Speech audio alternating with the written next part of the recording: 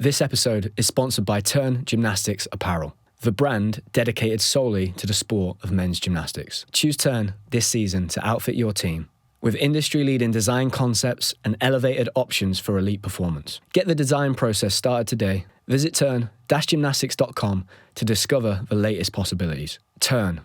Never done perfecting. Thank you, Turn, for supporting the Sam Oldham podcast.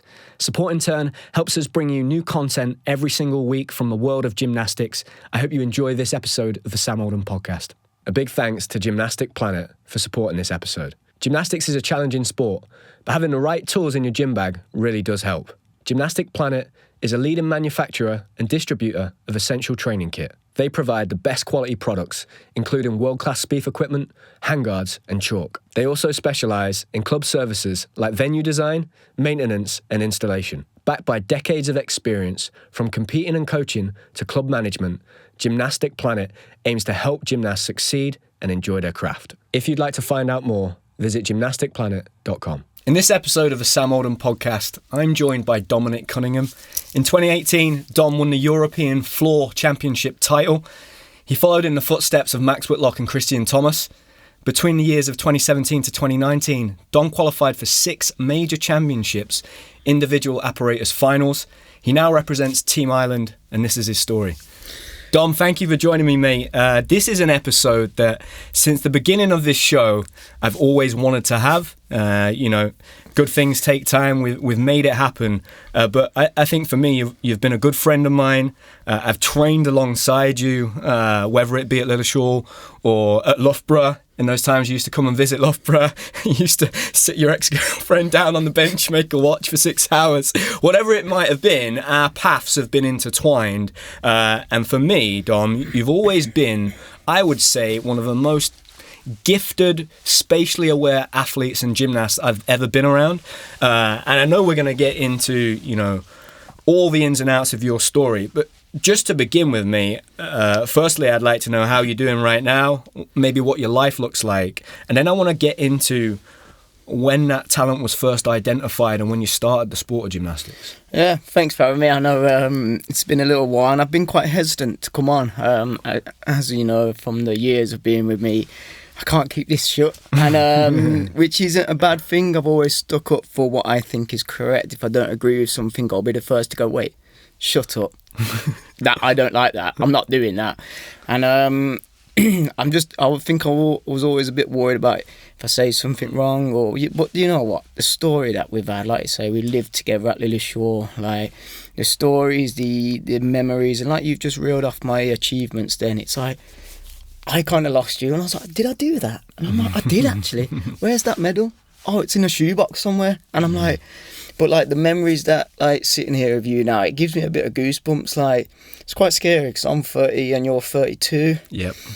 We've been together, lived together, and it's just like, it just kind of goes, well done, now off you go kind of thing. I know when I grew up, it was like almost, when you go to the Olympics, you'll never work a day in your life. And then when you get a little bit older, you start seeing like, well, he's been to the Olympics, but he now works in a factory, he just does a 9 to 5, he does this, and it's like, wow, oh God, well, it doesn't actually change your life as much as you are.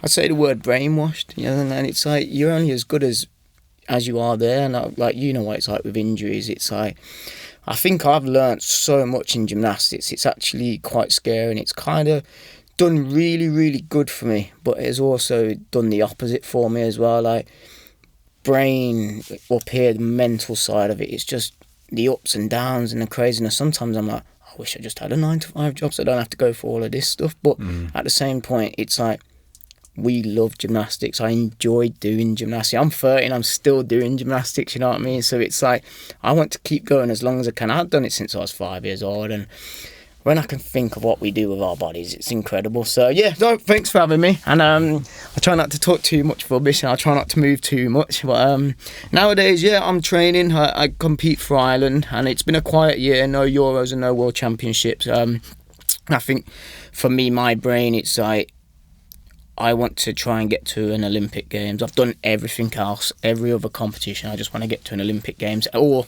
try my best to get to the Olympic Games.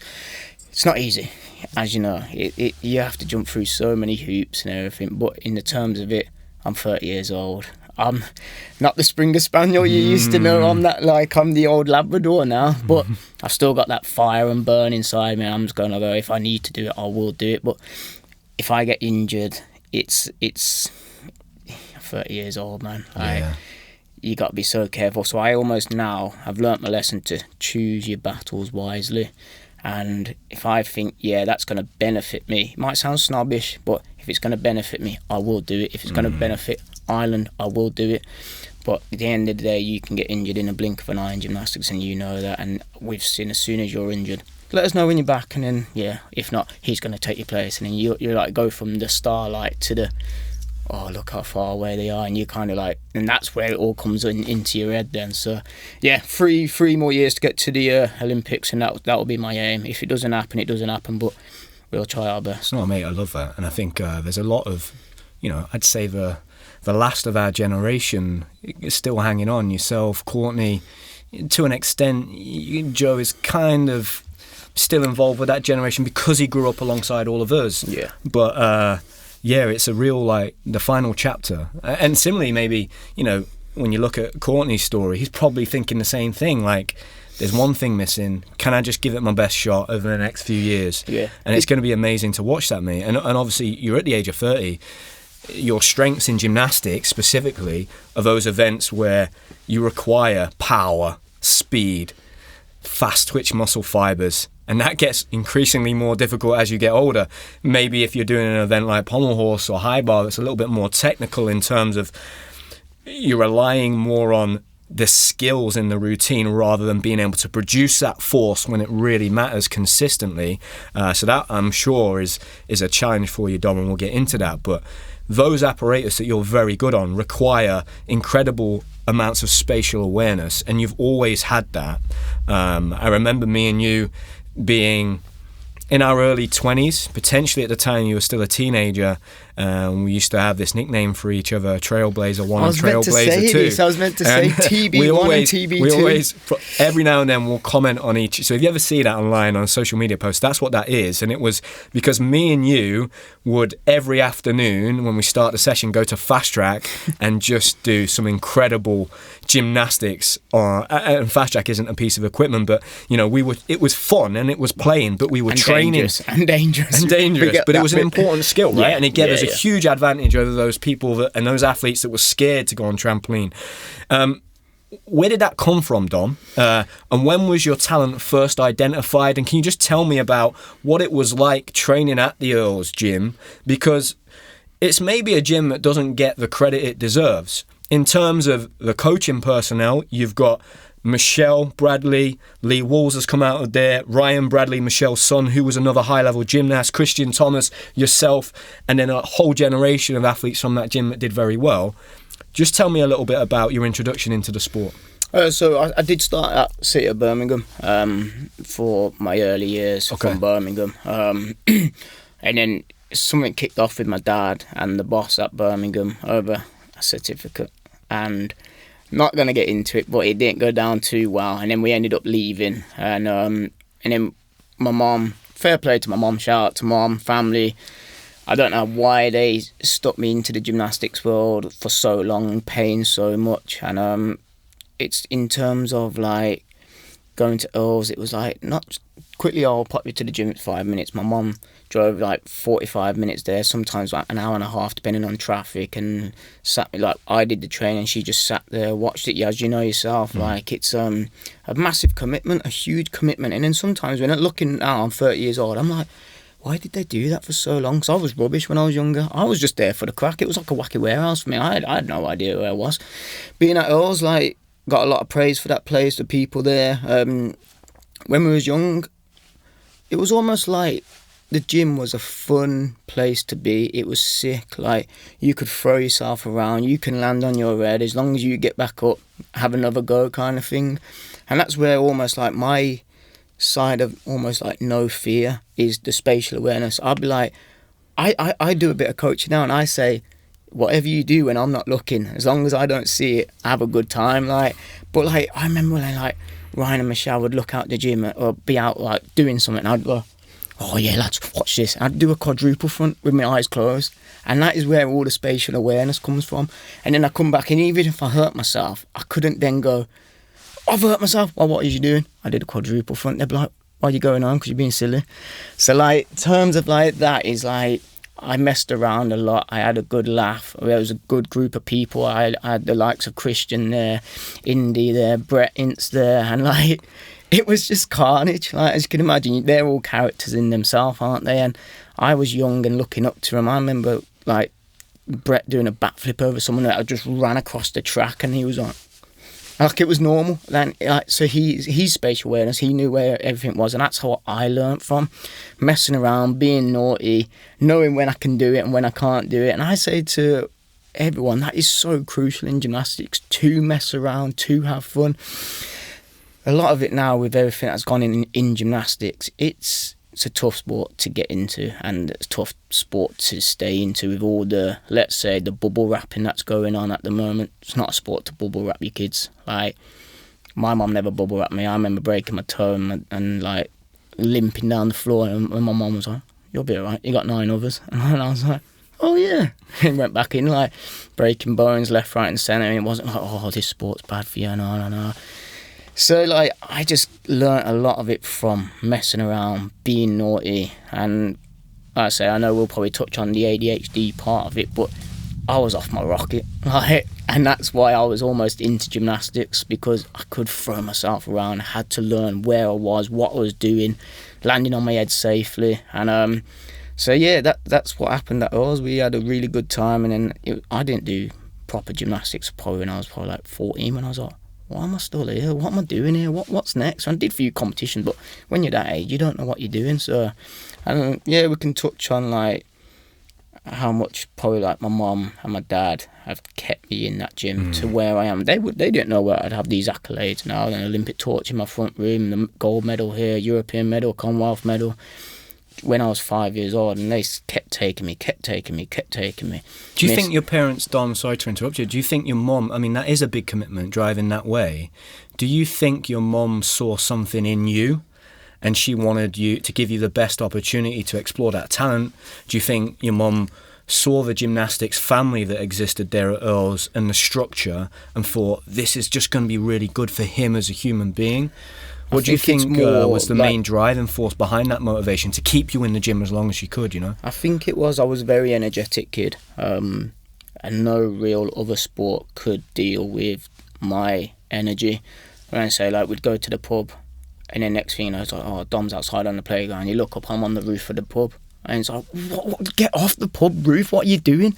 And then, like, so, like, football wouldn't do it for me. Like, I enjoy it. I enjoy lots of sports, but gymnastics, where I could really, you have to concentrate and burn a lot of energy doing it. So I think it was a firefighter in the end that told my mum to get him into gymnastics. My mum did a little bit of gymnastics, but I think there must have been a fire at the pub. Lived at the pub, gotta love it. And it was nice to just get out the house. Back then there was no phones, no iPads, no, like, so our little getting away was go to the pub, have a few time together, meet people, socialise with people, and just have a crack. Like, my mum and dad would be in there talking to the parents. There'd be like 8 kids climbing trees, jumping out of trees, landing on their heads and stuff.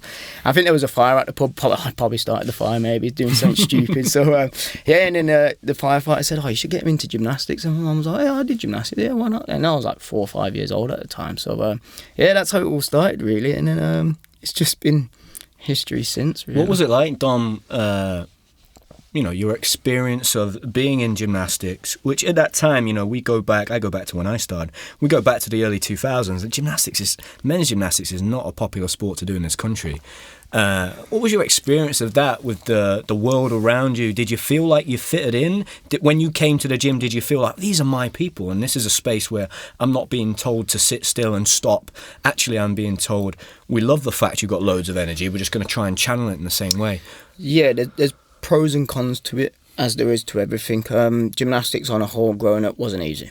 Like, as you know, it was classed as a girl sport, not a sport for men. You know, you wear your leotard and stuff. In terms of, and I'd even go as far as, like, my mum loved me going to gymnastics, but my dad's an old Irish boy. Like, he loves his fighting, he loves his boxing. He'd prefer me to come back with a broken nose or a busted lip with blood from a fight than me breaking my arm at gymnastics. You know what I mean? He'd be more interested to go, oh, was it a good fight? Or like, what if I come back with a broken arm? He's like, how'd you do that, Jim? Oh, okay.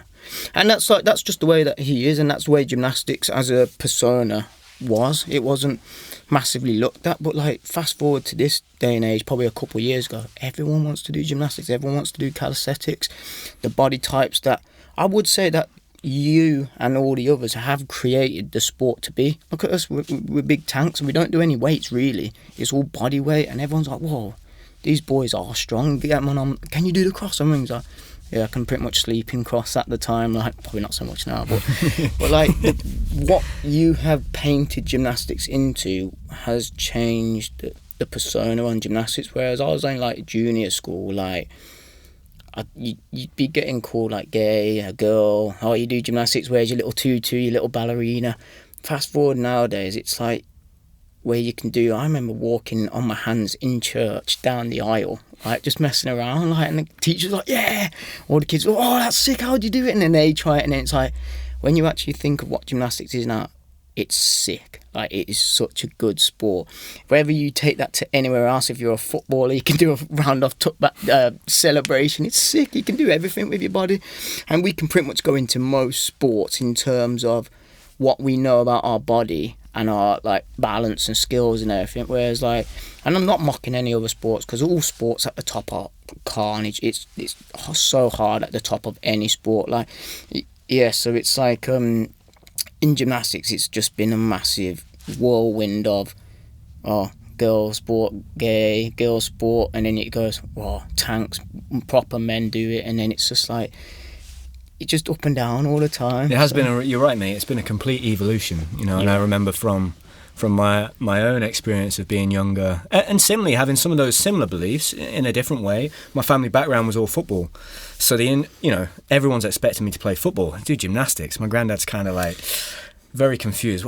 He's doing what in a leotard? No, he's going to be a striker, and So there was that. But then once you see it, once you're exposed to it, once the kid at school sees you do a backflip, then their minds are like, whoa, that's actually impressive. Yeah. And I think that exposure now to things like calisthenics and bodyweight sports, and even like the stuff that we've had recently with the high rock stuff, you know, I'm always being stopped by adults saying, how do I do a handstand? Yeah. And I'm like, this is weird. This ever used. There was no use case for a normal member of society to do a handstand 20 years ago. Yeah. Whereas now it's like, you know, I'm not necessarily interested in being able to bench press 100 kilos, but if I can do a handstand, that's so impressive. And I think it's great for us. And we've been crying out for that. It's probably, how do we harness that to make sure that, you know, these gymnasts are seen as these, almost like the Gladiators, the TV show.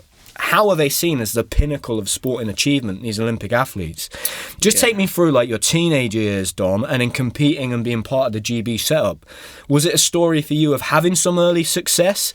Were you always someone that maybe was just missing out on the teams in the junior ranks? So in the grand scheme of things, like I said, try and keep it short and sweet, not long it out. But it was like, I started gymnastics, didn't know what it was, just had a crack at there. Mum chucked me in there. I had fun throwing myself around, probably up till about 9 years old. And then next thing you know, I was still going. Mum taking me countless hours, money. We had no money growing up, that's another story. But it's like, I kept going. And then it was like probably about 11 years old. And it was just like, still doing just the same stuff. A few little competitions here, didn't know what it was. Chuck a little on, chuck a few little comps, like, didn't know what it was. Like, you can't tell a little kid what the severity of a competition is at that time. So I was just there having a laugh and a joke kind of thing, and whether that worked in my favour, I don't know. But I didn't do any good at those competitions, as you can imagine, because I didn't know what it was. And then it was only like when I was probably about, for some reason, I got on the GB squad.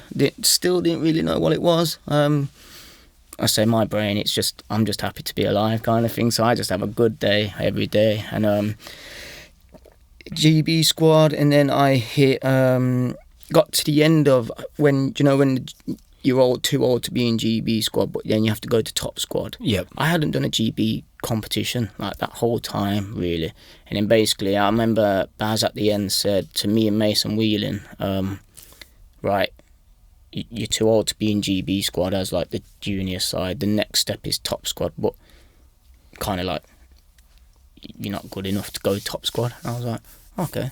And because you get quite comfortable with just going, oh yeah, I'm in a squad, like still not knowing what the actual sport was or whatever and the severity of it. And then literally that competition, I basically was like, it's make or break. I went to Germany and it was a make and break competition, and I was like, oh God, I've actually got to do an actual competition, like properly put the G. And I think getting handed the GB leotard, I went, oh God, all right. I was like, I best sort myself out. And I'm still talking, I'm probably like 13, 14 at the time, probably 15. I hadn't done a GB's competition all that time. And then went to Germany. And I remember being at the airport, and I hadn't seen an airplane in years and years and years. We a family of 2 sisters, my mum and dad. We didn't have a lot of money, so if we went on holiday, it was like the Butlins or Pontins, you know what I mean? Where we could pick up the newspaper and get the stickers and stuff. And we got enough stickers to go to Butlins for a week and stuff. So I hadn't seen an airplane. Obviously, and the next thing you know, I'm getting a flight paid for me, a trip to Germany. And I remember just looking at the airport, and I was like, so gobsmacked. And I was looking at the plane, and I was saying to the lads, a plane, like, I'm 15 years old, not a little kid, like, I'm 15 years old. And I remember Noel Wilson, he went, what, have you never seen a plane before? I was like, no, not for a long time. Obviously, they're used to it because they've done smashed out loads of competition. I ain't been away in ages, so I was like, gobsmacked, like, absolutely flabbergasted. I'm getting on a plane, like, and everything that I just took it in massively. And I think that enjoyment of, and like when I think about it, I went, no, you've never seen a plane before? I was like, no, I haven't, mate. And it proper hit home kind of thing. So went out Germany, I was like, right, this is sick. I want to keep going at this. So I was like, I had such a sick competition because I knew I had to do a competition. As you know me now, I love the pressure. I'm like, you want to see me do a triple back to stick? Watch this, and I'll stick it. And you're like, how's he just done that? Like, so yeah, that was the first memory of actually doing a proper gymnastics under pressure. I remember Baz just afterwards, he went, I think Bryn was in the team. No, there's a little Kofi was in the team and stuff. And I can't remember like the scores, but it was just, I was up there with one of like the highest scores. And then you know it's like when a result on paper, you can't really say much about it. And he was like, yeah, we want you on top squad. And I think, but imagine if I didn't do that competition as well as I did, what would I have done? Now I wouldn't have made top squad, wouldn't have done this. So like when I come back to the pinnacle of what actually progressed my career was that moment where Baz said, make or break, we're giving you a GB competition. It was only like a 4-way competition at the end, and it's like that was the moment where it was either like, that's my path or that's my path, and I did well, and that was my path, and here we are today. And from that point, Dom, you go on and you compete at the European Youth Olympic Festival. Did you compete at EOF, the Australian Youth? Yes, I did EOF with mad twisting problems. I remember that competition. It was in Turkey. And I say every time I went away, I was like, whoa, I'm going to Turkey, I'm going here, I'm going there. EOF was a mad one. I had like, it's like twisting problems, the gymnast. Oh God, I couldn't do it. I remember my first tumble was like 1.5, and then my second to last tumble was 2.5 or something. First tumble 1.5, second to last tumble 1.5, so high into like top front. And I remember Courtney just going, nice, Dom. And I was like, how many twists was that? I genuinely, I'm very spatially aware. EOF, and I kind of got like, because Anthony was supposed to do it, but he'd done his leg, and I was like, kind of like dropped in at the last second, and I was like, oh, my head's everywhere. But yeah, and then EOF was so good. Enjoyed it. Australia, I don't like the journey, but I love Australia. And yeah, there's just been so much where EOF was a massive turning point as well, because we cleaned up out there, like medals galore. I've still got all the little kangaroo teddies, every medal you got. So like Aussie plays with one. Yeah. The little boxing kangaroos. Yeah, with the red gloves, yeah. So it's class. And I'm like, now like when I look back, I'm like, whoa, we've had some memories, like. It's really interesting, Dom, just listening to you articulate that journey towards competing there for Great Britain. And I think that's maybe something that peers, teammates, friends, maybe people listening that have followed your career maybe wouldn't have known. And that's why I've always been interested in having this conversation. It isn't a case of, for you, from a young age, 7 or 8, you were identified as a real talent, you were looked after, supported. In many ways, you were kind of just thrown to the wolves. You had that one moment at that competition at that 4-way where it probably went right for you and went wrong for Mason Wheeling, and your careers went in two different paths, and from that moment you're like, whoa, I'm part of the team now. And I think that explains a lot in terms of your pathway and the trajectory of your career after that. And for me, whenever I was around you at that time when you were a young athlete, I have to say to everybody listening, because maybe your personality and the persona, but the way in which that you interact in a gymnastics setting are two separate things. You were always incredibly professional, respectful, worked very hard, and it felt to me like you really grabbed that opportunity and you treated it with the utmost respect. You went on to compete really well in those two competitions, and as a young athlete, they don't do AOF anymore. I went there the 2 years before you guys did. One of the best comps I ever did in terms of experience and memories with the guys. Did you get sunburnt? Very sunburnt on Bondi Beach. I fell asleep on that Bondi was the pattern, Beach. And the team before you always said, all right, be careful when you go to the beach. And Purvis had got so sunburned, he couldn't train for 2 days because he was so sunburned. We knew about that because we weren't allowed out before the competition. And anyway, after the competition, we were like heavily fatigued, tired.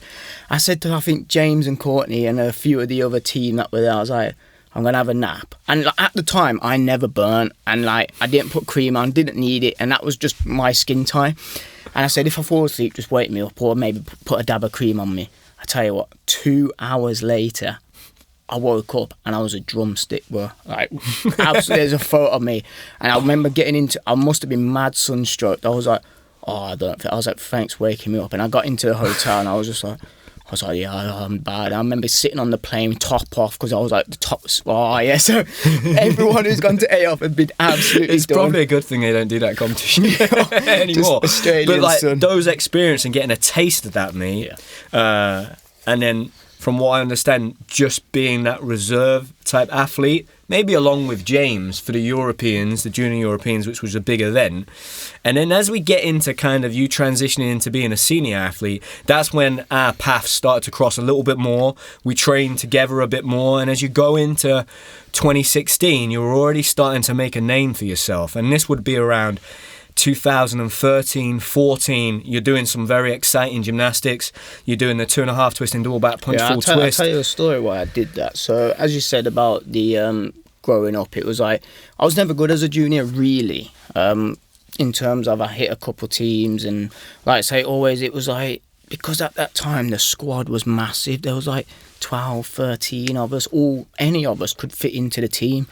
I think that's why now, like, when you're fighting for a team, the hardest part is making a team. Actually, the competition is the easiest bit, but having to prove yourself at 15 different trials, if you don't pull your weight in training, there were so many hoops to jump through to actually just make the team. I didn't do a junior Euros, and you know that saying was at the time, well, if you don't do a junior Euros, it's hard to do anything senior wise. I didn't make a junior Euros, and that was on my mind, because everyone, like, if you look at the last World Championships, the last senior Europeans, it was the ones, he did a junior Euros, he did a juniors. Not one of them did not do a junior Europeans, and I think it was like me and James at the time, we didn't make the team.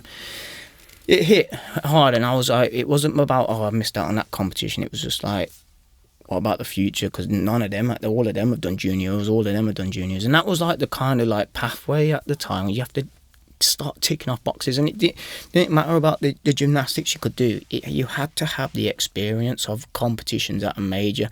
In Europeans, it's 3 up, 3 to count. I hadn't done a 3 up, 3 to count competition. Like, my first one was a senior at 2018, and the pressure was mad different. And well, I'd say, but if you don't have the experience, it's like if you try and get a job, it could be the maddest level of you can, but if you haven't had the experience on the field or whatever, you're going to have someone who's had 10 years of experience. So it's all a mind game. But then, like I say, we didn't do junior Euros, and then I was almost chasing my tail a bit. I came into senior, and I said, a fair play, like, to Eddie, like, I would definitely probably would have quit / not done it if I weren't getting paid. In terms of my upbringing has been quite a clean one, but quite a dodgy one, in terms of I saw how my friends were making money on the side doing extra bits behind the scene, and I kind of I saw a little bit of that. I ended up having a few fights, going into doing stupid things and bringing back a bit of cash. My mum and dad didn't have a lot of money growing up, and it was like, I remember one day, like, I went to get a haircut, and my mum was like, oh, well, I was like, my hair was done. Like, I was like, I need a haircut. And my mum was like, look, if it's going to cost me, your haircut's going to cost me a tenner, but the bank's going to charge me 30 quid because we're in debt, like, can't afford it. And I was like, what do you mean? I was none the wise. I thought money grew on trees at the time. I want this, I want that, I want that. Couldn't get it. And then it was only like when something so stupid as a haircut, and then my mum ended up cutting my own hair with a bowl on my head. My dad didn't send me to school for a week because my hair was that bad because my mum tried to cut it. So good try, mum. And that's where I woke up and was like, oh, wow, they're paying X amount for me to go to gymnastics. I'm just messing around, having a laugh. And then everything just came together. And then it was like, at times I remember like bringing back like probably a grand of cash. I just gave it to my dad. I was just like, here, and he looked at me. He was just like, what's this for? And I just said, just have it and just hopefully it sorts everything out. But when I say like I've done a bit of dodgy stuff growing up, it was more like I enjoyed that because I saw what is actually out there, what pathway you could go. Not saying it's a bad pathway, that's some people's lifestyles. Like some of my mates still do stuff like that, and that's their pathway. We don't live in £1 million houses or a nice house, or some of them live in like council house, and that's their life. And if that's how they can live and support and do their kids, and that's that. I remember like just growing up and going, well, I'm getting paid to do gymnastics, what's the next step? And you look at the criteria. Oh, you have to get a World Cup medal. How many World Cups did I do? I was living on that World Cup scene because I was like, if I can get paid from it, if I didn't see that little bit of money and I could like pay, like give some money back to my mum, we ended up putting in an account that I never really touched. And then knowing how dangerous debt is really scared me in terms of, right, I want to try and help my mum and dad out, my two sisters out, like try and just be there and save a lot of money if it needs it. We got it kind of thing.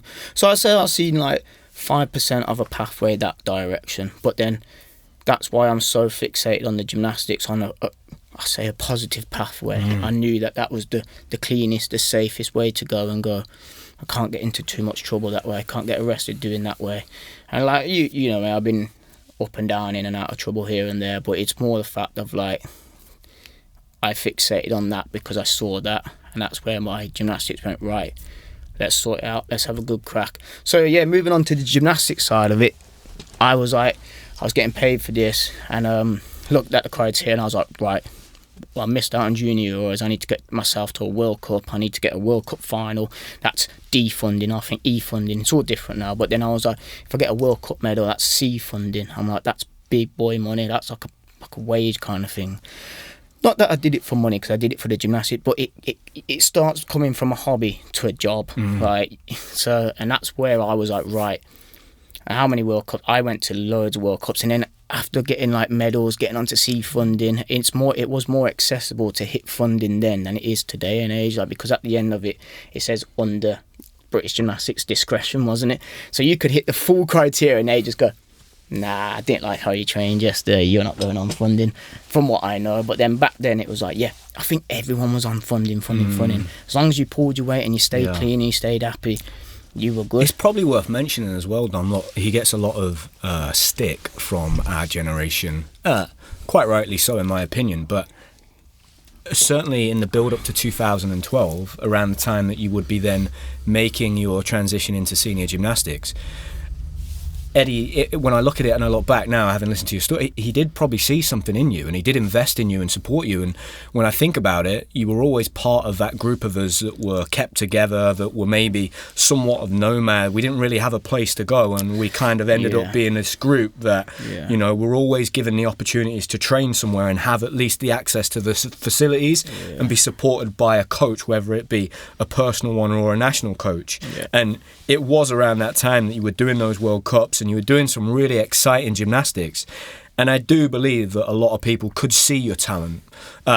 Whether or not in hindsight that was that people were seeing your talent and also then seeing this guy could potentially win us medals. We need him to win us medals because we need athletes to do that, so we get the funding and it continues. So whatever those motivations were, whether they were completely completely righteous motivations or not, it doesn't really matter. You were given that support, and credit to him there at that time. And when you look at how big that squad was in 2013, it was a big squad. When I think back to that training camp in South Africa, did you go there? When we went to South Africa, a big group of us, there was a big group there. I'm saying 20, and if you didn't, that means that there was another 5 to 10 back home. And when we go I didn't go to the South Africa. I was recovering from the back. Okay, and so when we go into that cycle and you start competing in 2014 as a senior, and that's when you kind of start breaking into the scene. As we go into 2016, I always personally say that period around 2016 was when we had the most high-level gymnastics. We could have put 3 teams out and we'd have gone and made a team final at a Worlds or an Olympics, no problem. Yeah. So to just be around that, what did you learn in that cycle, Dom, doing those trials for the Rio Olympics, being around all those guys that had been to London, then made Rio, and just that depth we had that helped you then as you went into the next cycle? It was a time to be alive, is what it was. It was 2012. I went to go and watch, big up, and it was just so sick. The atmosphere of an Olympic Games, my first Olympic Games. I didn't watch anything from 2008. I know you love gymnastics. I couldn't even tell you who. Like, you could tell me up to like 1862 who won the gold on floor or something. I couldn't even tell you last year's one.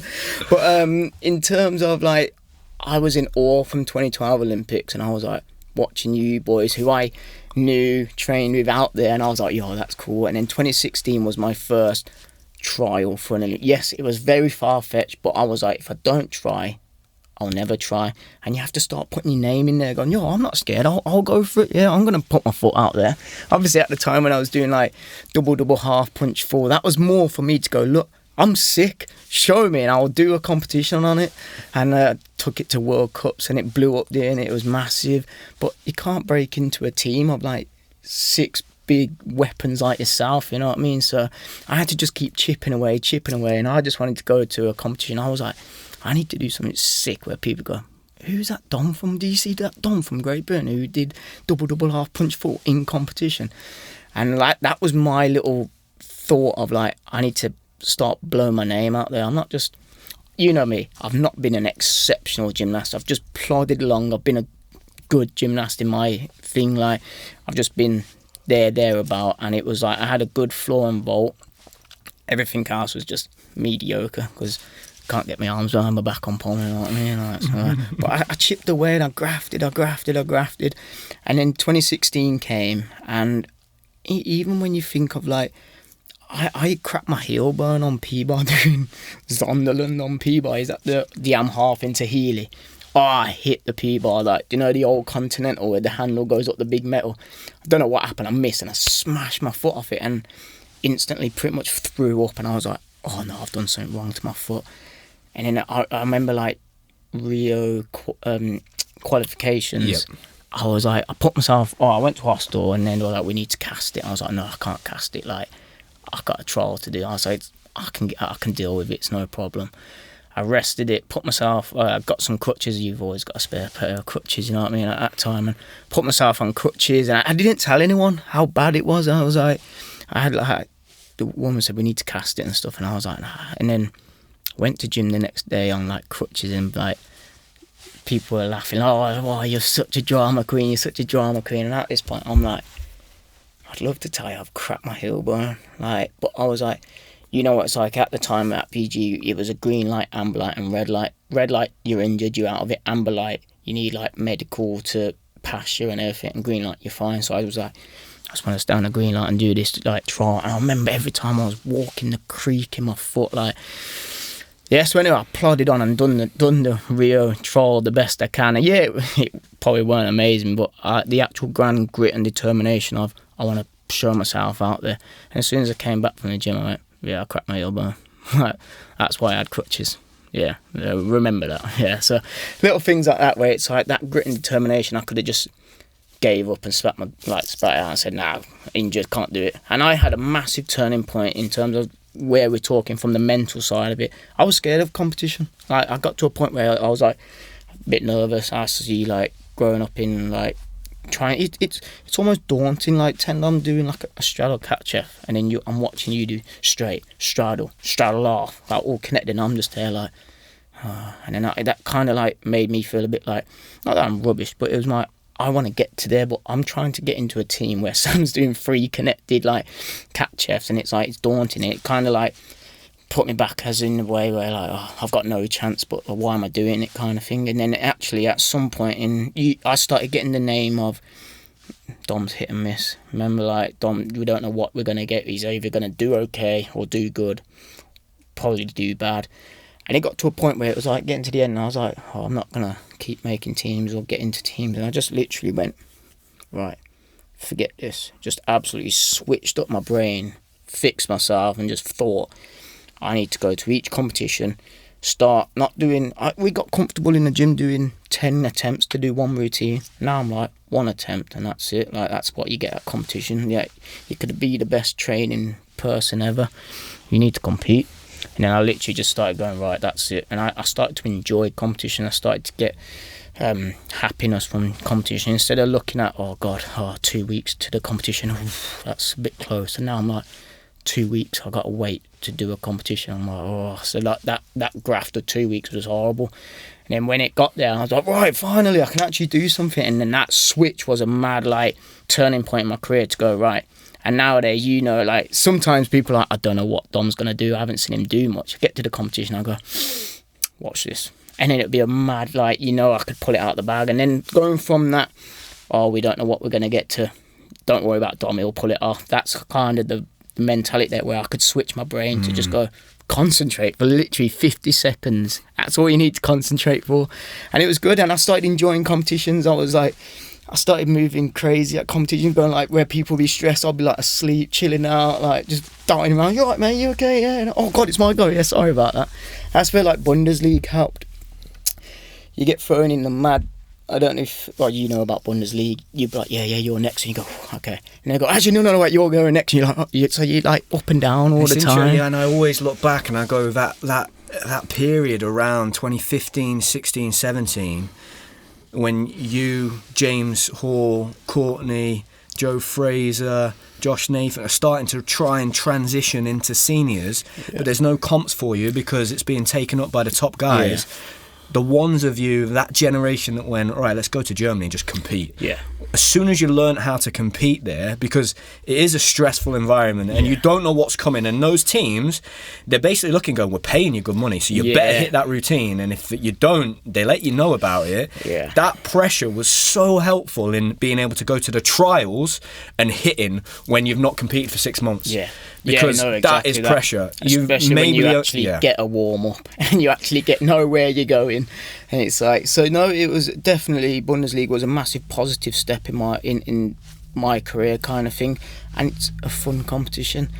That's the other thing. Competitions at the higher end are massively pressurised. They are somewhat not enjoyable, and you've worked 8 to 10 weeks of solid hard work, and it comes down to one go. Like, if you make a mistake, everyone looks at you like, well, what's happened? What's it? It's like, it's happened, mate. It's gymnastics. That is literally the sport. Like, it's not football where I've missed a goal, don't worry, I've got another 87 minutes to get another one. Like, you have one chance, and it's like, not just one piece, 6 pieces you have to go clean on. I tell you what, and then like at some point, it's like, the enjoyment goes from it, and it's like when you go to the Bundesliga and it's like they all have a beer afterwards and they celebrate, and it's like it's hard to do that, but that's where the team always pull together. And you know what the hardest thing for me, like competing wise, for when I was in somewhat of my prime, the pressured situations and the stress of people, it never came from the gymnasts. We knew what job we had to do, and it was just a waiting game. But you got people on the sidelines in the crowd who I don't know the names of, and they've like got a massive job title to do X, Y, Z, and they're the ones telling you how to do stuff. It's like, just leave the gymnastics to me. Like, I know I don't have to do 5 volts. I can just do 1 volt and that's me done. Or I don't even need to do 1 volt. I know for myself, I just need to hit a perfect timer and I can wrap a twist, no problem. But then when you're having to jump through the hoops of, you need to do this, you need to do this, you need to do that, you need to do this, it's like, well, I don't like, but if I don't do all of this, you're going to kick me off the team. And it's like, how about just leave the gymnastics to me? I'm a personal coach. We know what works best for us. But you have to hit targets. You have to jump through the hoops. And like, there's been many instances where I haven't agreed with stuff, but I've just had to go, just do it. But then I'm thinking, if I get injured, I've been injured, like, we can talk about injuries in a bit, like broken back, and then as soon as like the leg, it's like, you are good for them at that moment where you are potentially pushing a medal. As soon as you're injured, it's see you later, let us know when you're back right. You've got to compete now, and it's like, and then you're like walking away and waving goodbye to them basically. And that's why I get so scared of getting injured now, because everyone wants you when you're doing good. As soon as you're a bit injured or not good, it's just like, turns your back to them, let us know when you can get medals for us again. And it's the unfortunate thing. This is why this is great listening to your story, Dom. The unfortunate thing for young athletes is you can only learn that lesson by being on the wrong side of that equation. And, you know, I a personal experience. 2017, we both go to European Championships. Cluj. Yep. So we go there to Romania, and the pressure on my shoulders here in this situation is very, very high, right? I'm getting it from all those people on the sidelines. Night before the competition, national coach sits me down. I'm not happy with the way you're speaking to Sergey at the moment. Your relationship with him is not good. All of the coaches are noticing it. It's really disrespectful. He's been crying to me in the bar, and you need to treat him with more respect. I'm thinking, do you understand the pressure that I'm under? Can you work backwards and maybe back engineer where that frustration's coming from? And maybe it was what happened 12 months ago in Rio, and all of those people that were involved in that situation are here right now, and I'm having to smile and shake their hands and go through it. And I'm about to go out, and regardless, I'm going to put more pressure on myself than anybody else is. Maybe you could have saved that conversation for after the competition. Yeah. It was those kind of situations that just mount this pressure that's already monumental on your shoulders and feels like you're carrying the weight of the world. And it's those people that sometimes just need, get out my way and just let me go. And if I'm making a mistake afterwards, don't give me another opportunity, but at least let me, you know, I've put my heart and soul into this. Trust me. You've selected me. Like, let me go out there and do it. Now, for me, that didn't work out, and I tried my best to ignore that conversation, still do my routine. But I mean, I'm sat there with Sergey feeling like the worst human being in the world. And I'm sure Sergey was very angry that that person had had that conversation with me. And I'm thinking, God, man, I just want to focus on my routine. Now all I'm worried about is that Sergey hates me, and you've just put a wedge between our relationship. And I'm sure that was calculated, or at least, at the very least, very, very naive and inexperienced to do something like that. In that situation, I couldn't pull it together, but all of those athletes are experiencing similar things. And I remember Frank at that competition being under extreme pressure, and Jeff being under massive pressure for him to perform as well. You will have been under the same pressure. You managed to do incredibly well there, and you qualified for 2 apparatus finals in floor and vault, and for you that was a massive competition, Dom. Just tell me what happens then from that competition at the Europeans and the next 2 years where you go and qualify for 6 individual apparatus finals at Europeans, Worlds. You're incredibly consistent. You're not that guy that they're saying sometimes misses, and you go on to become the 3rd British gymnast ever in history to win a European gold medal on floor. Totally understand where you're coming from, because there's been so many instances where it's like, why have you just done that? It's like, I don't have to deal with that. But from talking about myself, that competition, I found out I made 2 finals and then everyone was my friend. Perfect way to put it. Anything that you needed, anything you wanted, like, it was, you're in charge, Dom. And it was like, go towards, 2018. Don't get me wrong, that's part of sport, that's part of being an elite sport. Like, you're gonna go towards greatness, and at that time I was doing some like Yuchenko triple twist there.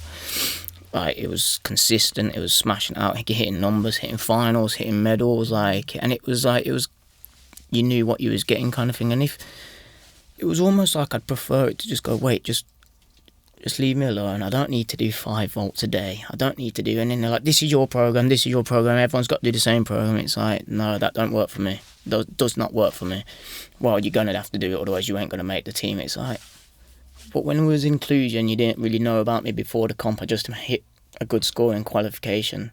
I did my own program, so now I'm going towards the next competitions. Why have I got to do your program? It's like, you got to think, like, I don't want to sound like patronising or undermining people. It's more like, we as gymnasts, we have to use our time correctly and wisely. Whereas, like, you know, sometimes where you can see coaches they're a bit bored, not much is going on, who can I help, who can I do this? They're like getting itchy to do something. It's like, yo, it's a quiet day today, like, we got nothing to do. And it's like, well, just do another double straight on floor. It's like, no, like, I don't want to do that. Like, I gotta do it tomorrow. Me doing one more isn't going to change anything. They're itching, come on, do something. It's like, just leave me alone, man. And those are the people where it's like, if you did get injured, they'd be like, right, who's next? And it's like, I didn't want to do that, man. Like, do you feel, Dom, like at times, and this is, I've felt like this athlete at times, and I've watched this in my own experience, and I've seen it with others. There are certain athletes that maybe get labelled as the athlete that isn't so consistent, but clearly is very talented and has a lot of potential. At times, certain coaches look at them and go, if I can turn this around for this guy, I look really good. But if they don't do well, it's not my problem. Have you felt that in your personal situation that's been the case at times in your career, that maybe you've been used to an extent? Do you feel like, look, that is just kind of the environment and the system, and that's elite level sport? The goal and the target for those athletes is to come to that realization as quick as possible so you can use it. Because I remember having a conversation with Kristian, and he said, following the Olympic Games, there was an interaction with a national coach. This time Kristian's still very young. This coach has spent a lot of time with him, and he said he sat there and watched him get effectively like a job offer opportunity that I don't think was a legit one, but he listened to the way that he spoke, and he was so like flippantly like, oh yeah, how much money does it pay? And he was like, whoa, you don't, I'm just a tool, I'm a pawn in this game here. Yeah. And he said, from that moment on, I realised I'm going to use you for what you can do for me in the same way you're using. Like, this is a two-way street, and now that I know how we play this game, and then from that moment on, I could see every single step and decision Kristian was making. And unfortunately, I wasn't able to. I was just still too naive and a little bit emotional, and just believed, no, but you know, if I do everything and I tick every box and I'm the perfect athlete, the right thing, you know, it's a bit of that. And I sometimes look at your career and I go, this guy, between those years, he qualified for all those major championship finals. In 2018, he was the man. When other people were injured and weren't going out, he was producing. He brought back that gold medal at the Europeans. He went to the Worlds when the team was struggling a little bit with a few injuries. Again, smashes out the Worlds and makes world finals. Yeah. And I just feel like, you know, you weren't necessarily supported then in the aftermath of that as we go into 2020. And, you know, but you know, we're getting into, because this is important and this is so valuable for younger athletes to listen to who are in the thick of it now. I've just been to the World Championship trial at Littleshall. There's 20 guys. Half of them aren't going to get to the top level and they're going to miss out. But some of them might listen to this conversation, change their mindset, make a few different decisions, and it might be the difference. So that's why this is so important. Yeah. And I know we're talking about the challenges, but, you know, I really do want to focus on those incredible results that you got, mate. Yeah. Tell me about those. I know that I've just kind of gone on a little bit of a tangent there. It's all good. But, you know, like, just chatting to you, we almost, you know, I feel passionately about your story because I care about you. I feel like there could be a part 2. There's so much to go on. Like, I feel like we haven't even covered anything yet, like living at Littleshall. Just tell me about that time, mate, and that success and that gold medal and what that gold medal represented to you. Yeah, let's get back onto like a positive, what we have done in gymnastics. When I say we, it means like all of us. Like, so the wake-up call was Cluj, like European final. I was like, yo, that's sick, and like saw everyone want to be my friend and stuff, and I was like, yo, I like this, let's keep it going. And then I was like, right, it was almost like, because I was living with yourself and seeing your struggles, Kristian's struggles. I remember the trial at Lillishore, Kristian and Theo, and it was carnage and stuff like that. It adds up, and I was like, right, you're doing it for yourself, as like, you make your decisions. If they want you to do X, Y, Z, I won't swear, but cause I want to try and keep it relatable to children and stuff, but you've got to do what you've got to do, Dom. Like, you are in control. You've had enough injuries to know when you're hurt, see you later. So I was like, right, you make your plan. You know what you got to eat. You know what weight you got to be. You know what's best for yourself. They don't know. You know what's in your own head. I can't let go of a catcher, but I can do it in competition. Deal with it. That's it. So went to 2018, and it was, which one was first? Europeans in Glasgow. First Glasgow, yeah. And I was like, the whole situation with the floor at Birmingham, it's carnage, but lived at Lillishore, which helped, so we was on floor all the time, as much as we can. And I went there, I think I did 3 out of 3 floor routines, probably even 4 out of 4, I can't remember how many I did, and everyone was pretty much identical, exactly the same.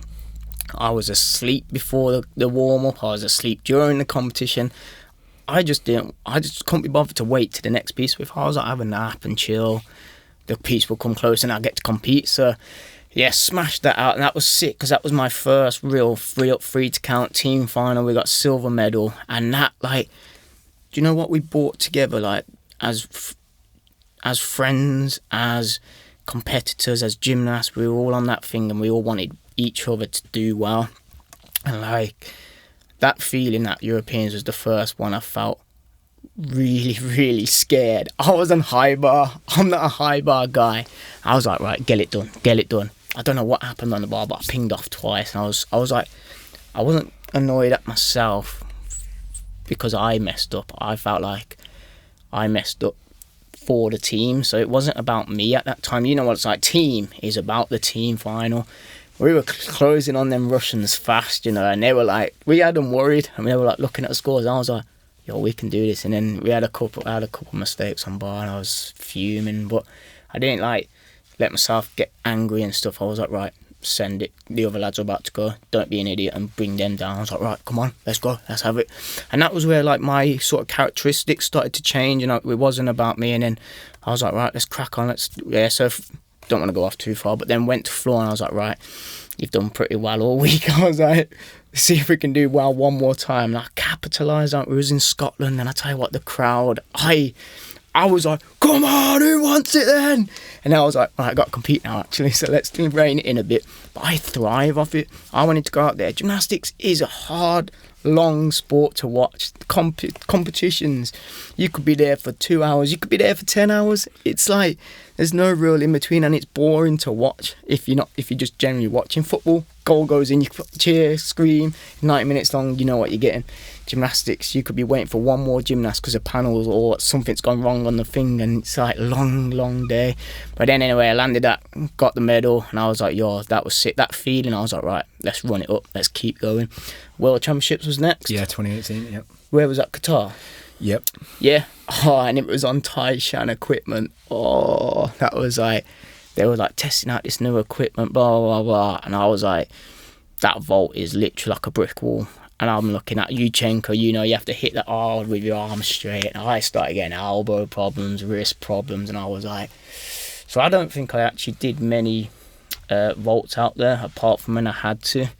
And even that came with a headache. I'm like, you haven't even seen your vault. It's like, I'll do it when I need to do it. I don't need to do it 4 days away. Like, I'll do it like podium training or something. So I had to like stick to myself and go, right, you're doing it for yourself. You go out there and hurt your elbow, you ain't going to compete. At least hurt your elbow competing it.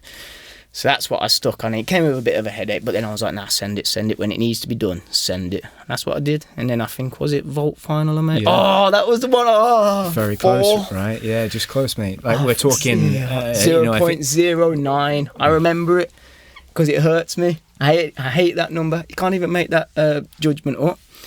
God, that hurt me, that did.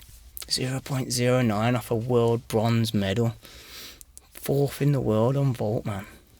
On a Taishan vault. And it was Kenzo, like someone that I'd looked up at for years and years and years. And that guy could spin, couldn't he? And I was like, I remember like, I never try and get overwhelmed when I go to competitions, but I was like walking past the Japanese and I was like, Uchimura, Kenzo. I was like, yo, hi guys, you're right, mate. Like, and I was like, don't make it obvious that you like them.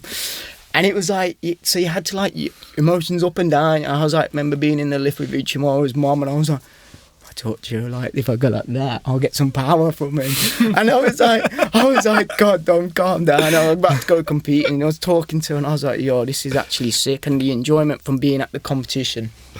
Yeah, and so that was world, 4th in the world on vault.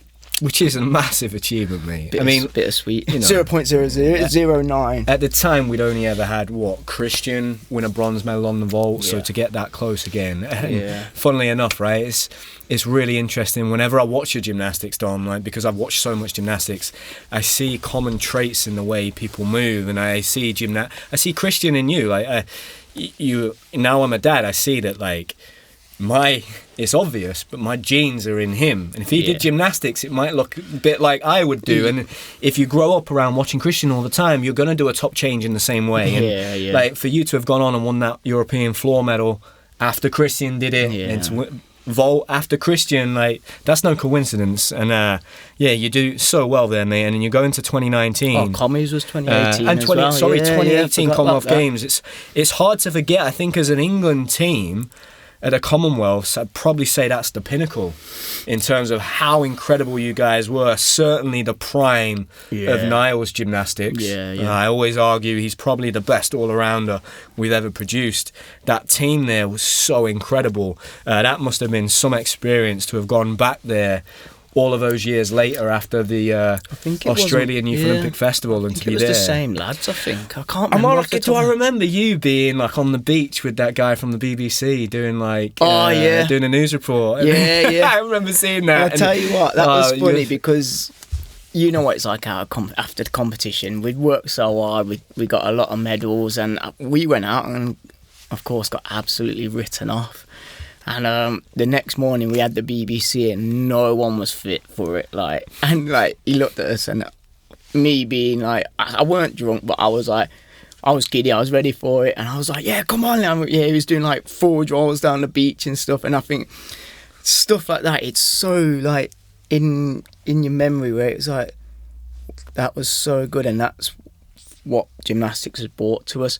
Not just gymnastics, but any sport at the top. If you go and compete, you need the blowout. Like, you need to have that drink together and go, you know what, lads, let's celebrate this. We've done so well for 10 weeks of no drinking, like dealing with injuries.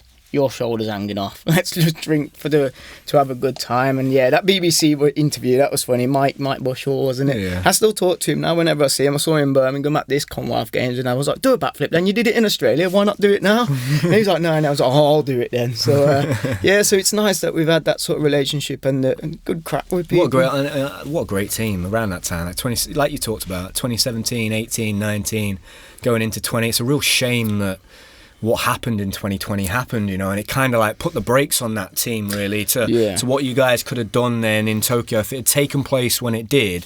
And I'd probably say, and maybe you'd agree with this, Dom, I don't know, you know, you had that injury in that year, but you still made it to the world, still did well again. Yeah, that was horrible. You know, and then 2020, mate, I think, even for myself, I've got like somewhat of something to clear up. So I know a few people weren't happy with, let's say, what I posted on YouTube about COVID ruining my Olympics. I know a few of the lads weren't happy about it, but it's like I said to you, it's about me, and you're the same. When you were competing, everyone, you have to look after yourself. And I felt like it was ruined, and like, let's just, in terms of paperwork, you know, it's like there's nothing better than if someone said, oh, why do you deserve to be here? I can just literally hold a piece of paper. It went, well, he was 5th on vault in 2019, and then he made floor finals. I had made 2 finals at World Championships. So paperwork, there you go. Obviously, COVID happened, and I couldn't get back. I struggled. Like, just don't know what it was. Just could not get back physically and mentally. It was a big old task. And like I say, to get where I was for 2019, obviously, what was first? Was it Europeans first? She'd have had the Europeans, mate, yeah. So that was in Poland, made floor final. That was a really nice routine, and I was like, yes, that's sick. I was so happy I made floor final. Vault, I was somewhat struggling with vault a little bit. It just, you know what it's like, different environment on a podium. Yuchenko's so precise as well. So, you know, like Kaz, you can't just run and you can jump and see where it was. You're going blind into a Yuchenko. If the board's a little bit softer because it's not on, you haven't been on a podium, then it takes longer to get on. And it was like, I had to deal with it all. And then, anyway, freak accident happened. I saw the ceiling instead of the floor. And I was like, whoa, where am I? And I just left my leg out, like straight leg. I didn't know at the time, but I was like, I just stood there and held it. I thought the bone came out the skin like a compound fracture because I felt a massive tear and I felt a pop.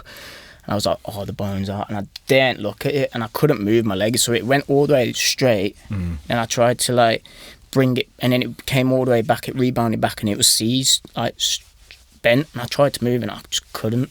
And then anyway, and that's why now I have to have someone close to me at all times, because that time when I was like down with my leg, I had my hand up and it felt like 3 hours before anyone actually came. I like a bit of love, a bit of TLC, you know what I mean? I just wanted someone to just like hold my, stroke my hair and stuff, you know what I mean? So, and that's why I'm a bit nervous, like anything now, can you stand close, So if anything does happen, someone's there to just be TLC for me. Pillows doing me head in. Sorry. And, so yeah, ended up doing a grade 2 ACL, LCL, hamstring ligament, and something on the fibula. I don't know. It was just mashed.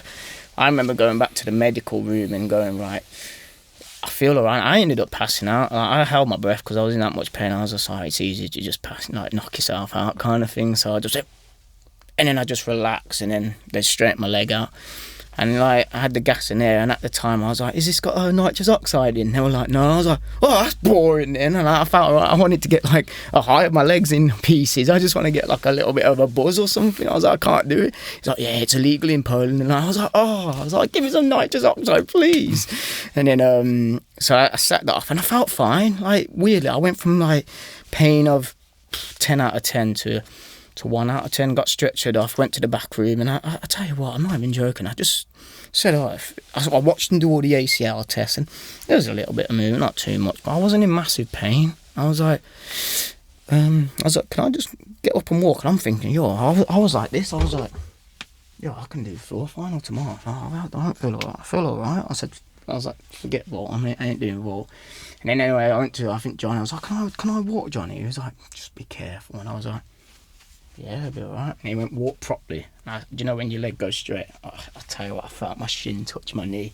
And you know, when I was in denial, that was just like, as soon as that happened, I was like, get me a beer. I'm going out tonight. I'm just going to drink to forget about everything. And just went out all night, just drinking, put myself in a leg brace. And it was just, I was clinging on to something where that, when it went that way, hyperextended, just walking, I was like, yeah, my mental state's gone. I need a drink to forget about it all and whatnot. So that was a massive blow, mentally, physically. And then once again I saw, let us know when you're back. And I remember just going back home by myself. And reality hits then.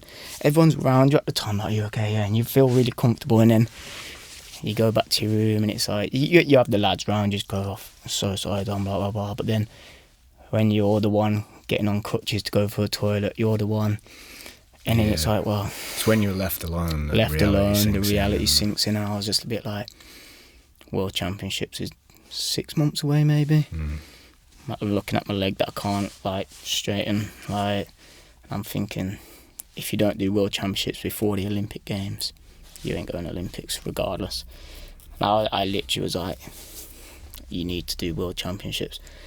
So anyway, got straight home and I was like... I had the scan, it came back with all of that, and I was like, damn it, that's a big old blow. And then they were looking at, like, worlds might not be possible, etc., etc. And I was just like, and at this time, like, nothing against physios and medical staff, they're absolutely class at what they do. There's a reason they're there, but at the same point, I'm an elite athlete. I can take on a little bit of pain to do a competition. And I was like, you know what it's like, they give you like, I don't know, 13 weeks to get your leg back strong and stuff.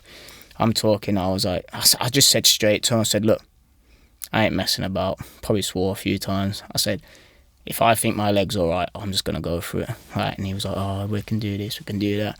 I started like jumping probably like couple of 3 months after. Yeah, I didn't feel right, didn't feel good.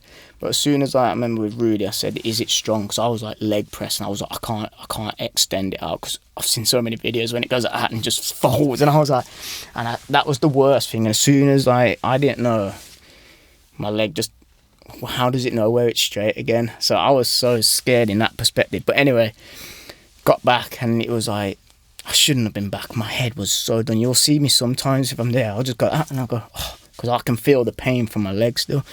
World Championships, I remember just pretending I was all right, and I was like, just got to do it, just got to do it, just got to do it. And I remember hitting qualification, didn't have a good qualification. I shouldn't have been back at the trial, but I made that decision. Not, do you know when people say, oh, you can point fingers, you can point... I never gave anyone excuses. I didn't even give myself an excuse. I wanted to do it. I made the decision. I didn't get forced into doing anything. I was almost said, just be careful. I don't think you should be doing it. I was like, I'm doing it. I have to do it. World Championships and then the Olympics. That is the aim. Whatever it costs, kind of thing. Even if I break my leg again, it is what it is. And then anyway, so yeah, did the qualification. It was all right. Nothing major. And then they were like, you have made the team, but we need to see a bit more from you. And I think at the time, I was like, I almost felt like I had a bit of a lifeline. I was like, I at that point, I was like, I've done well on the 2 pieces. The rest were horrendous. They were rubbish. And I was almost like given a small little, I felt like, oh, they've been nice to me, yeah. But I did pull my weight a little bit. So anyway, I went to Germany, and I remember Paul saying, I need to see your floor, and 100% I need to see your vaults. If he was like, I'm not too bothered with floor because I pulled my weight on floor, but vault, what I'd done my leg on, it was just here. And then I said, all right, no problem, as long as I landed my vaults, you're happy. He went, yeah. And I went there, landed both my vaults, and I was gassed. Floor, there was you know what, it's I was last on floor, and comp was just taking age. I was freezing, starting double straights from freezing to so anyway, my legs, I just kind of had a little wobble on it. And then anyway, I was good, training was good, mental attitude was good, everything. It was a good person to be around. I was like, yeah, I'm good. Sat around this table in Germany, and then literally they were like, yeah, I'm not sure if the reserve's going to come in or not. And I was like, oh, who's it going to take out? At this point, I've had no problem. I've done both my vaults, done everything that has been asked of me, not kicked off, not stepped out of line. I was like, who's he going to take out? He's like, yeah, Dom, just need to see how you go, because I'm thinking about putting Courtney in at the time. And I was like, what? I literally, you know when someone's face switches, I was like, how are you doing this to me after I've done everything that you've asked for me to do? I've jumped through so many hoops that I don't want to do, but I've done it to show I'm fine. And now you're sitting around the table literally a week or 2 before you've announced the team on public social media. So if you do take me out, has Dom been naughty again, or Dom not pulled his weight? And I was like, I'd understand if you had a leg to stand on, but I hadn't. And basically what it came down to, but then that put a wall between me and Courtney, because I was like, Courtney did good in the competition or whatnot, but then it was at the same point, so did I. And then it was basically, you know what it's like when you're reserve at that age, it's hard to pull your weight. I definitely wouldn't pull my weight, and I think Court was struggling to pull his weight in terms of mentally, why am I doing all this work? So I think Paul's idea was to use me and Courtney against each other to motivate each other, but that did more damage than good. Because I was burnt out, I was tired. I'm having to then, instead of prepare for the competition, I'm having to try and keep Courtney off my back. Because he obviously wants World Championships, and I want World Championships. So we're almost fighting against each other. Obviously not as friends, because we both shook each other and it is what it is, kind of thing. But it's a bit of a weird situation that we're in. And I just got put an extra X amount of stress and pressure on me. I couldn't enjoy the competition. Because I've had to work so hard to keep Courtney off my back to coming into the team, and then by the time it came to the comp, where was 2019 Worlds? Stuttgart. How did I do there? I think you did pretty well, mate. You qualified for finals, right? Oh yeah, floor and vault. Yeah, which Yeah, you know, for anyone like I say, it was for anybody listening. I mean, you've just told me what happened to your knee there, and this story. You know, we're talking April or May. You've done your knee. Yeah. September, October. You've gone to the Worlds. You've got all of this. There's politics being played for whatever the reasons. And, you know, 6 months out from Olympic Games, there's always positioning going on in, if this athlete's there, then maybe I go as a coach, or that's the game and that's the way it's played. It just is that way. And I understand it. It's the coach's life's work as well as the athlete's. You go in 5 or 6 months after shattering your knee and you qualify for 2 apparatus finals. Honestly, mate, I don't think you get enough credit for how incredible you were in that Olympic cycle. And you know, I understand people being upset with you saying that COVID ruined your Olympics or whatever that is, and they might say, well, he should have continued training or he should have been dedicated. But then when you hear the whole career arc, you go, why did you not, in March 2020, when COVID happened, go, this person is probably quite vulnerable just as a human being. Yeah. Let's make sure we support him and look after him. And I imagine that didn't happen, and there were quite a lot of us, me included, who at the time had been taken off the squad not too long prior, but was a vulnerable person, and there was no support from anybody. And I think a lot of us quietly suffered in silence on our own. And actually there was a big group of us that probably would have benefited from just being a bit of a community, and it just unfortunately that just didn't exist at that time. But I just want to say, mate, like honestly, like for me, like I said, and we'll touch on like the aftermath of all of that little sweet spot, that period of 2017 to 2019. It was. What an incredible period for you, mate, and to watch you and see the gymnastics and the level of gymnastics that you were doing. And for anybody watching, a Yurchenko triple twist is technically one of the most difficult things to do to get the right block, right? And we saw Max compete it and struggle with it for years and years and years. To have done that and to have competed it so successfully after you shattered your knee, mate, incredible achievement. I hope you are able to look back and be very, very proud of all of the things that you achieved during that time frame. Yeah, massively. And it's only like now where we sit around this podcast where I'm actually like, geez, what have we done? And then at the same point I'm like, what does it mean? Like, the medals are for us now. At the time, it's like you got everyone screaming and shouting, yeah, and then reality, it's like, it's for us again. And that's why I'm so glad I've done everything that was for myself, because those medals, I made it happen. You certainly can't argue that you're not yourself, Dom, or that you're authentic, or you stand. I remember the time. Got me into a lot of trouble. Oh, mate, but I remember the times you arguing about getting that new floor and having that set up. I remember the time when you tried to transition into Ireland years before, and that was blocked, and you weren't allowed to do that. I remember all of those things, and I think that shows a lot of character. And that's something that I respect in a human being. Set aside the gymnastics side of things, mate. Just tell me a little bit about following that. I'm sure watching the Olympic Games in Tokyo 2021, you probably didn't watch it. I'm sure that was difficult. You then get to a point where you decide to switch to compete for Ireland in 2022. Yeah.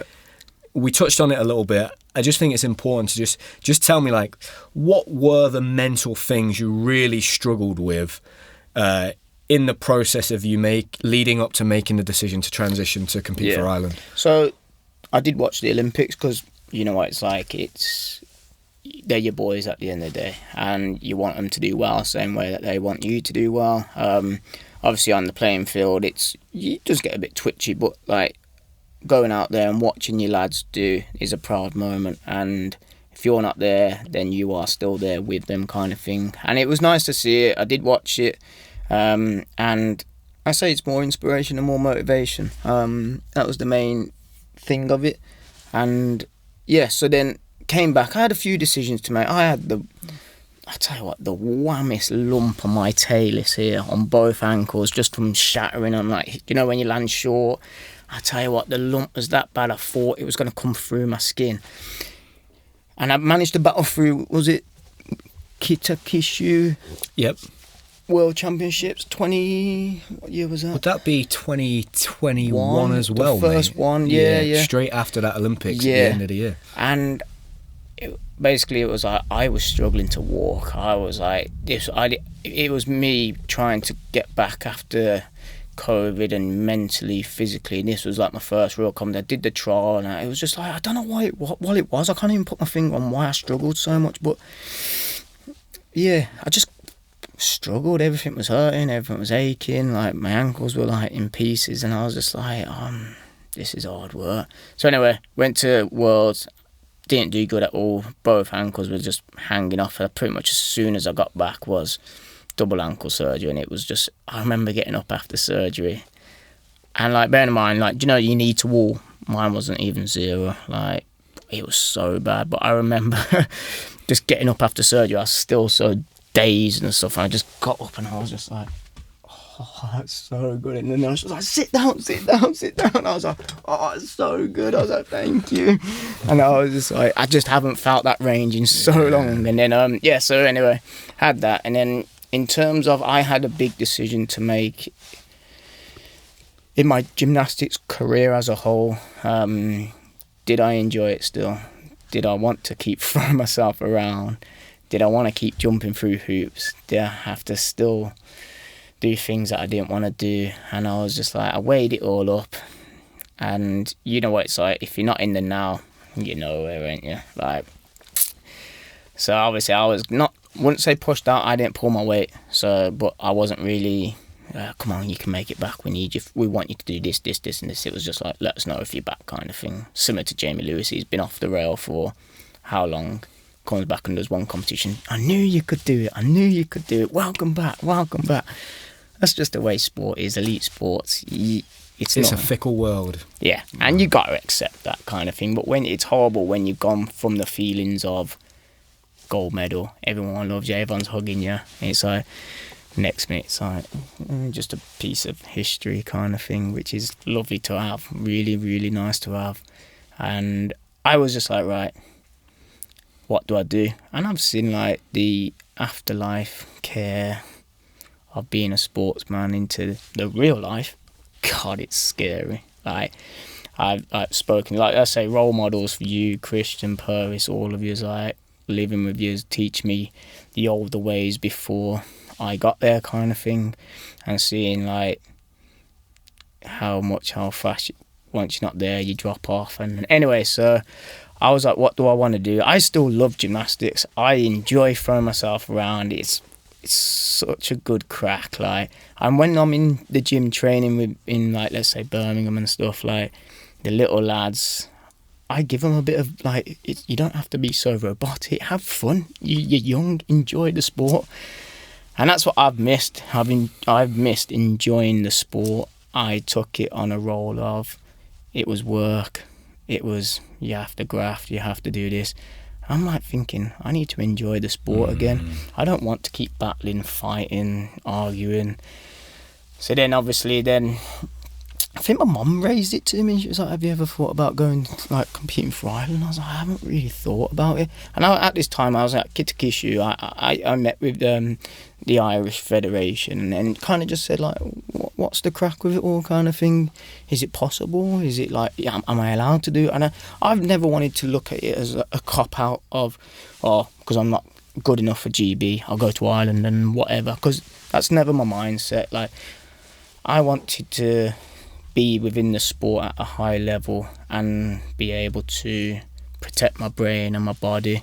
And yeah, so got in talks with Ireland and it went really well. Like, I was really, they were so good with me, and I left on good terms with BG and just said, look, this is my plan. And they were like, yeah, they can't stop you really, can you? And it was a good move, and I'm 30 years old now and still enjoying it. It's been a quiet year for me, but it's like with everything with Ireland, it was nice to have something different. All I've known since I was 5 years old is GB, BG, and going somewhere completely different federation, different setup, different this. It was like a new, clean slate, fresh start, and I started enjoying gymnastics differently, and I didn't have, I wouldn't say the pressure, but I took a lot of the pressure off my head to go, right, because when you enjoy something, you're more successful. when there's pressure, it gets a bit like hard work and painful kind of thing. So I was like, right, go over, enjoy it. And yeah, the first year we went over and it was just started going like, I can't remember the first competition I did, but we've done like Euros, Worlds, and like each time I've come back and I've really enjoyed that. And when there has been a few little spanners in the works, like I think I had a mistake at Europe, one of the comps, and I had to go to Egypt all of a sudden within like 2 weeks to qualify for the World Championships. And Ireland were like, right, this is the plan. You've done 3 of the World Cup series. You didn't hit the score at Europeans because of maybe like a mistake or something. But if you go to the World Cup in Egypt and get like final, you will go to the World Championships. You just need to do that. And I was like, oh God, yes, okay, sweet. And it was nice. It was just like, this is the plan. This is what you got to do. Yeah, went Egypt, then pulled my weight, made final, and went to World Championships. So it was nice to have that sort of like differentiation in my gym to just that clarity. Yeah. It like there was no grey areas as such. It was hit the score, you go. Don't hit the score, you won't. It was quite nice to just go. I like pulling my weight in that perspective. If you give me something to do, I'll do it. It's nice for me, from the outside, to see you working alongside Sergey at times. It brings a smile to my face. Yeah. I think a lot of athletes, and I'm obviously biased, right? But I look back and I think of all those times where he was there and was always willing to coach, support, offer advice. I don't think there were ulterior motives. I genuinely believe he just wanted to help you because he loved gymnastics so much. He was like, I tell you if what, I can help you, this gives me such a buzz. Yeah. What do you need? Oh, try this. Yeah. Because there would be times where he'd give other people more attention than he would me, and I think that stayed consistent. It has never changed. Yeah. I still see that from him. Yeah. And for me, it brings a smile to my face seeing you guys, you being a friend of mine and a former teammate, seeing him still doing the thing that he loves. Yeah. Like I love having personally, him on. I like seeing that. I think it's great. And it's cute. It's been great, mate, to see especially you. because like we've got a history together, me and Sir, course, and like it's a big old task for him to drop his life in Nottingham to go over to Ireland and change it all. And like I say, he's very comfortable in his ways, but actually, like on the competition floor, I know anything I need, it's there. And I love the guy to pieces, and like he's still got his ways of, one more. I'm like, Serg, no, I'm not doing that. And he's like, maybe high bar. I'm like, Serg, I've left my high bar guards at floor. At the hotel on purpose, so don't come on to high bar.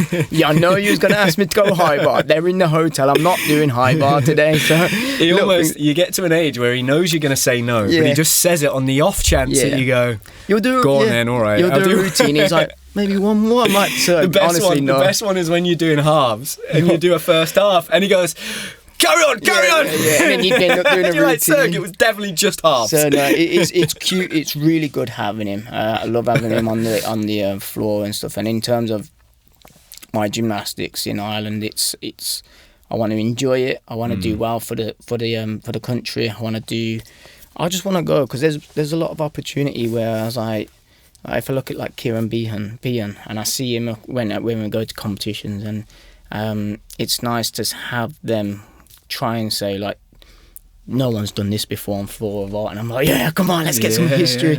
Yeah. And the only thing with gymnastics, it's a long old game. It's nothing happens overnight.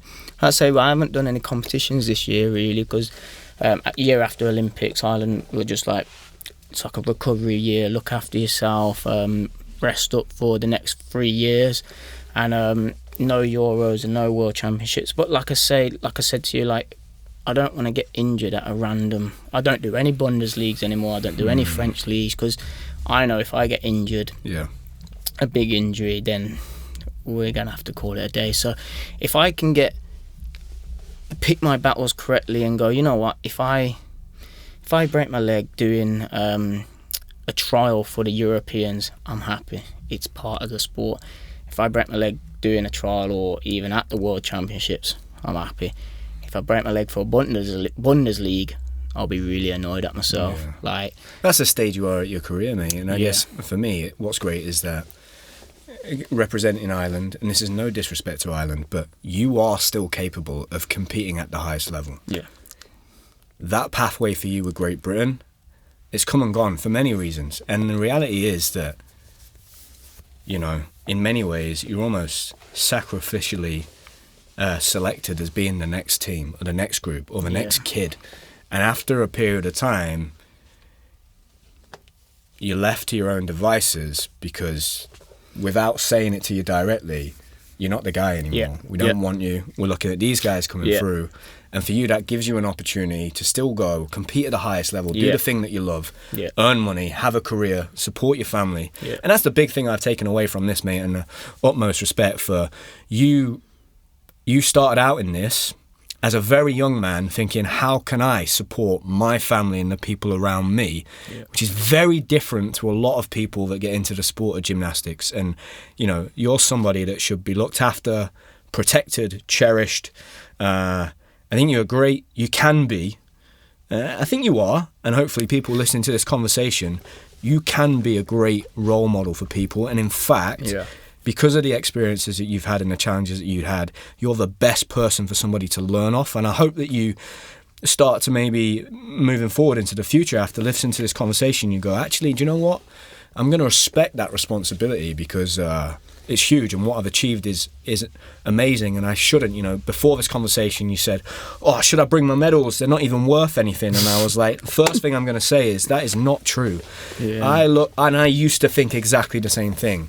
I now have a little boy, and I go, "Oh my gosh, he's going to think his dad's a superhero." Yeah. And that wasn't for anybody else. That was for me, and I'm so proud of those achievements, and I celebrate them as well as the failures and the challenges. And I think if you were going to sit here, Dom, and I've come to this conclusion over the course of 132 episodes this will be, and the last few years of my life, my answer to the question, if you could start again and do it, would you, is always yes. Then I have to accept that overwhelmingly my experience in gymnastics was a positive one. Yeah. I highlight the challenges so that people can learn from them. Yeah. But also I have to say gymnastics gave me so many incredible opportunities. It's completely changed my life. Yeah. It's set me up for the life that I have now. I brought my house. I've got a deposit on a house through gymnastics. I went travelling through gymnastics. I met my partner, and she's an amazing... She doesn't like gymnastics, my partner. Not surprised. But it was... Without gymnastics, I'm sure I would have never met her. Yeah. Ozzy now is like going to the gym just for mums and tots and just loves it. Yeah. You know, like... Yeah. Gymnastics is my life, and it's been the vehicle in which now I live it through. I'm so grateful for that. It's just important to highlight those things. It's not pointing fingers, and it's not that. You have to just acknowledge what happened. It's important so we don't make those mistakes moving forward. And that's part of it. That's for self-reflection, you know, learning. Yeah. And it's like you said, like looking at you, I met your little and the missus. Wife, Mrs. Fiance at the moment. Fiance, I never know anymore. And I remember I met him, and I was like, I remember Sam growing up, and it was just like looking at what you are now. Like it's completely different in terms of how much since you've stepped away to how much it's a family now, and you got your house, and you're like, we're living in the big boy world. We're used to getting everything paid for, hotels, flights, just a luxury. And now like, I have to pay like £59 to actually book my flight and stuff, like, and I'm like, I can't do that, that's weird that. But like in the grand scheme of things, like where I am now is like I want to enjoy the rest of the gymnastics. I live with my missus pretty much, and she has horses, and it's good for my head because I've got like undiagnosed ADHD, but I'm always off my rocker. You'll probably see it on this, I'm just moving around here and there, but like it's we're outside all day, all night. Like it's a hard life, but it's a good environment for me to be, because I struggle. I did my level 2 coaching course the other day, and I struggled in a classroom for 7 hours. I'm not about that. And bear in mind how much we know about gymnastics. I went in with the mentality of, you know everything about gymnastics, you know nothing about coaching, you're here to learn. So my mentality was good. Yeah, straight away I was like, I can't do this. And meant to be filling out this logbook. I think I ended up just pulling the seat up, and I was like, I can't. I think I must have went to the toilet about 55 times just to try and escape that atmosphere. And I really, really did struggle. And that's like, what do I do after gym if I'm struggling in a classroom or listening to someone telling me how to do stuff? Like, I've not been prepared for that. I've been prepared to do what I want to do at all times, and I'd say that kind of like my outlook in person is like gymnastics has shaped me to be an amazing person in my opinion, but it's also made me quite a bad person as well, in terms of, you know what it's like where you have to, for example, we train all morning at Lillishore, and then we have an hour and a half to 2 hour break. But within that, we have to have a meeting with someone who I don't know and I don't care about. Someone to do about with BG, to do a tick box for him to say, yep, he's done his presentation with blah blah blah.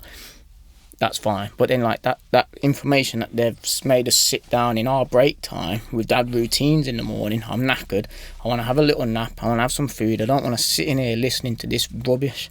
That's got nothing to do with me, and that's where I shut off. My shut-off switch is so fast. Like, if I've got no interest, you'll know that I don't care. And I have taken that sort of stuff like with me.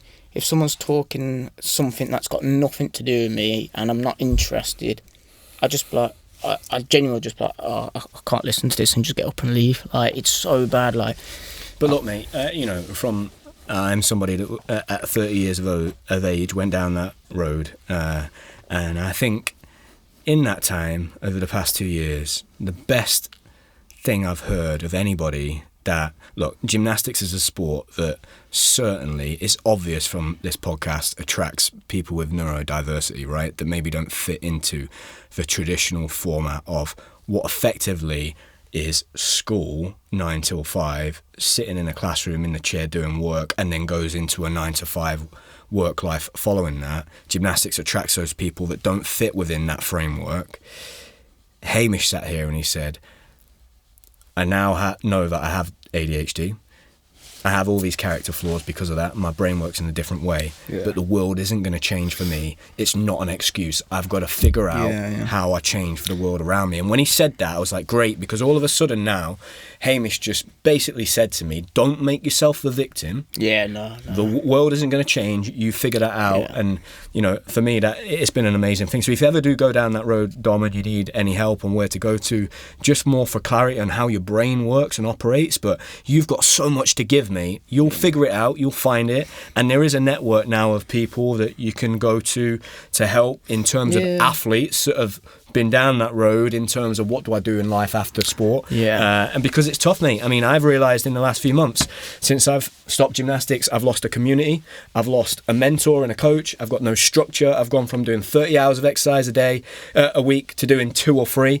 Like, that's so much. And there was no support through that, you know. So I'm so excited, mate, to see what the next few years has in store for your gymnastics. I personally still believe you can compete at that highest level if you want to. Yeah. I'm going to follow it, and we're going to stay in touch. Yeah, man. I think it's been great that I've spent some time with you over the last few weeks, and I hope that we can create a bit of a community of guys where we meet up a lot more. And we just keep up. But, mate, just keep doing your thing and being a great human, mate. I'm doing a bit of coaching as well. I've seen that you're doing coaching, and that makes me happy, mate. You should do that. And I like the energy that you bring is exactly what kids want. I didn't think I was going to enjoy it as much as I could, as much as I did, but in the correct environment. I work at 7 Gymnastics in Shrewsbury, and I didn't think I'd enjoy it as much as I did. I think what I get from it is satisfaction at the gymnastics at my level.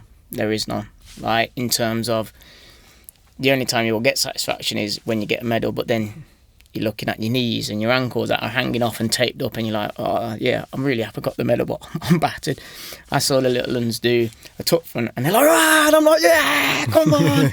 And I'm like, I'm so happy to see new skills happening. And I was like, oh, and good environment, and I've enjoyed it more than I thought. So that's pretty cool. So yeah, thanks for having me on. You're and I'm sure there's plenty of more stuff. We could literally sit here talking, but no one wants to hear it all. And the way that you taught me sleep paralysis at Lillishore, you remember that one? Yeah, you remember that one? Yeah. It still haunts me today, but that was another thing what we were going through, wasn't it? Waking up, well, look, I'm sorry for that. It done me well. That didn't end well for me either, mate. It done me well. I learned how to fly, I did. And then I had to realise, is this real life? Oh, mate, we are like two minds akin, cut from the same cloth. But honestly, mate, what you achieved and the career you had talking about your life and your upbringing. I think it's absolutely amazing, and I hope that you go on in the future to just continue to be happy, have a lot of success, and it's been a blessing in my life to cross paths with you, mate. I do really consider you a friend. I think at times you're one of the people that I would say is a bit misunderstood, and actually people should stop and just maybe listen to this podcast and hear the context of your life and go, wow, what an amazing career that guy had. And I hope, mate, I hope you are proud of all those medals, and you should have that European gold medal pride of place, because there's not a lot of athletes that have one of them. I think you're a legend, so thank you very much, mate. Top Sam, man. you've been a legend as well, in terms of growing up, pretty much lived together, and it's been Lily Shaw teach me how to drive and little things like that, and all the medals that you've got as well. Like I say, I'm going to get mine put up, and it's something as silly as you going, I am proud of them, but then Mum and Dad have I'm going to keep reminding you of it, mate.